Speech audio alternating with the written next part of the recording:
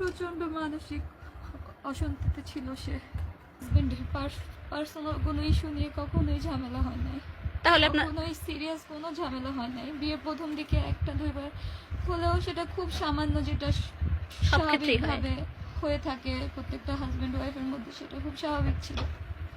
কিন্তু পরবর্তীতে 6 মাস 1 বছর পর থেকে আর কোনো ঝামেলাই হয় না আমাদের পার্সোনাল কোনো ইস্যু নিয়ে।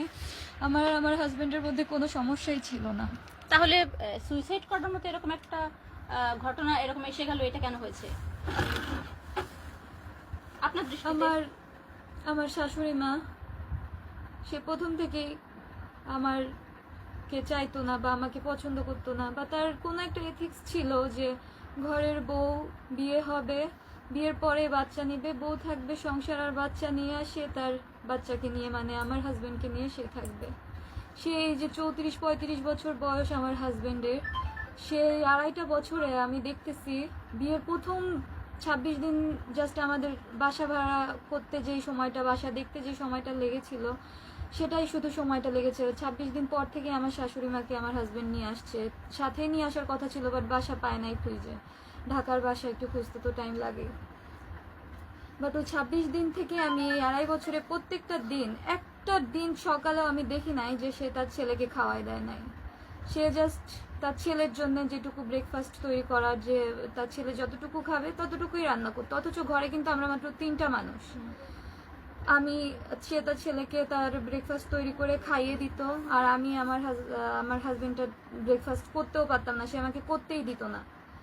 আমিও খুব শখ ছিল আমার হাজবেন্ডকে নিয়ে আমি সংসার করব, আমার হাজবেন্ডকে আমি একটা পদ একদিন রান্না করে খাবো। কজ আমি তো জব হোল্ডার না, আমি স্টুডেন্ট, আমি নতুন বিয়ে করেছি, আমার স্বপ্ন ছিল, শখ ছিল, আমার শখ ছিল।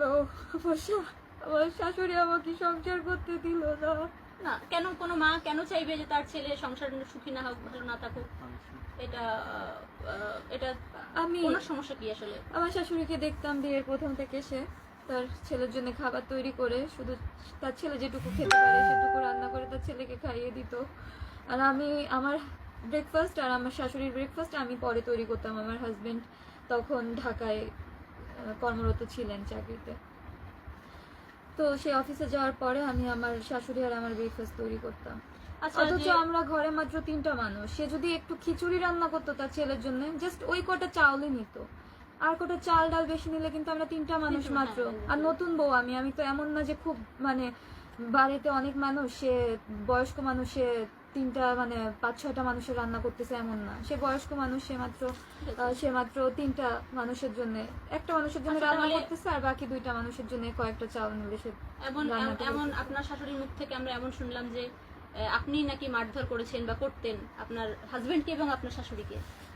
এটা মিথ্যা কথা, এটা মিথ্যা কথা। আমার এই যে আমার শাশুড়ি আমাকে, যেদিন আমার হাজবেন্ড সুইসাইড করে, এই যে আমাকে আমার শাশুড়ি আহত করছে, ইভেন আমার চুলের মুঠি ধরে অনেক চুল ছিঁড়ে ফেলছে, চুল টানতে টানতে আমার মাথা ঘাড় ব্যথা হয়ে গেছে, আমার এই যে ঘাড়ের এই পাশেও দাগ আসছে চুলের এই দিক থেকে। তো না না, দেখুন এটা আসলে অবশ্যই কেউ, এই যে আমার এই যে রক্ত বের হয়ে গেছিল, পরে আমি এখন শুকিয়ে গেছে অলরেডি, একটু একদিন হয়ে গেছে। শুকিয়ে গেছে, আমার হাত মোড়ানো ছিল।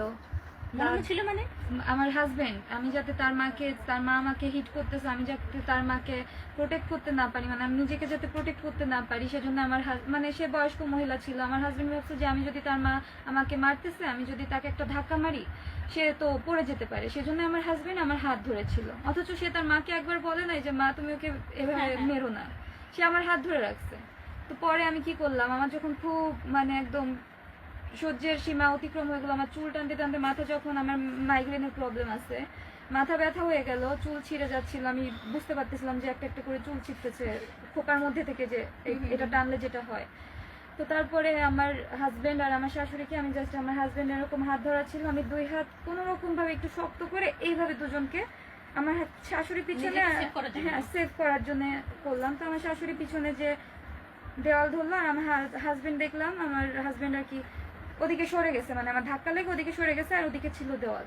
তো আমার হাজবেন্ডকে আমি যাতে তার মাথাটা দেওয়ালে না লাগে, আমি জাস্ট, আমার ভাই হয় ও, আমার হাজবেন্ডের এইখানে হাত দিছি, কারণ ও তো হাতে ধরলে তো ওকে আমি ধরতে পারবো না, মাথা যে লাগবেই, সো দ্যাট আমি এইখানে ধরছি যাতে ওর মাথাটা না পড়ে।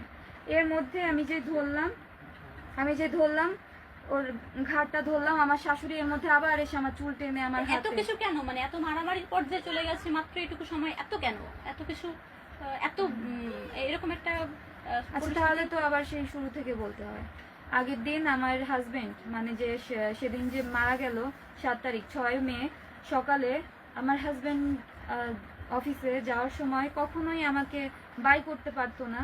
টাটা বা বাই দেওয়া যে ওয়াইফ, সে আমার একটা বাই করে যায়, সেটা পারতো না একমাত্র তার মায়ের জন্য, আমার শাশুড়ি মার জন্য। সে পছন্দ করতো না, তাই যেদিনই করতো সে রেগে যেত। তারপর থেকে আমার হাজবেন্ড বাদ দিয়ে দিল বাই দেওয়া তার মায়ের সামনে।